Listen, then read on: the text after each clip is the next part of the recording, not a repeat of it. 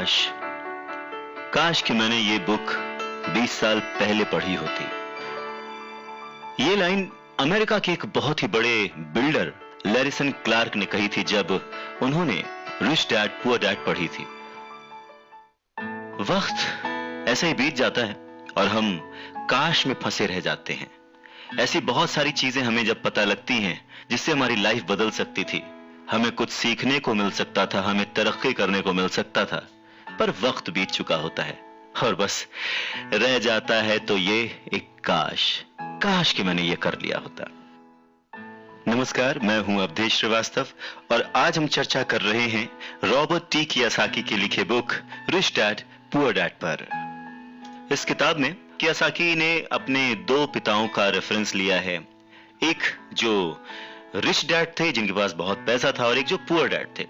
Robert Kiyosaki अपने दोनों पिताओं को, दोनों डैड्स को बराबर का सम्मान देते थे और उनके जो दोनों पिता थे वो भी उन्हें उतना ही प्यार करते थे। बहुत सारे लोगों के सवाल हो सकते हैं कि एक ही वक्त पर एक इंसान के दो पिता कैसे हो सकते हैं, या कोई और क्वेश्चन। मुझे लगता है कि हम अगर इस बात पे ध्यान दें कि रॉबर्ट कियोसाकी हमें समझाना क्या चाहते हैं तो हमारे लिए फायदे की बात होगी। हो सकता है उन्होंने ऐसा मान लिया हो सकता है उन्होंने अपने मन को पुअर डैड और अपने दिमाग को रिच डैड माना हो, या ये हो सकता है कि एक डैड उनके रहे हों और दूसरे डैड उनके किसी दोस्त के, कुछ भी हो सकता है। इंपॉर्टेंट ये नहीं है कि ये जो डैड का रेफरेंस लिया उन्होंने, ये कहानी है या काल्पनिक है। असल बात ये है कि रॉबर्ट कियोसाकी हमें समझाना क्या चाहते हैं, हमें बताना क्या चाहते हैं। चलिए मान लेते हैं कि रॉबर्ट कियोसाकी के दो पिता थे और उनमें से एक बहुत अमीर थे, एक बहुत गरीब थे।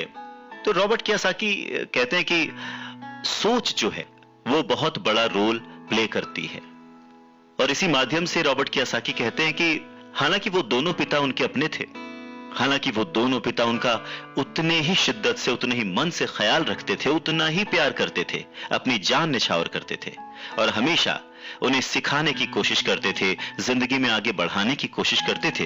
पर ऐसा क्यों था कि उनके एक पिता अमीर थे और एक पिता गरीब? सारा खेल सोच का है, सारा खेल नजरिए का है।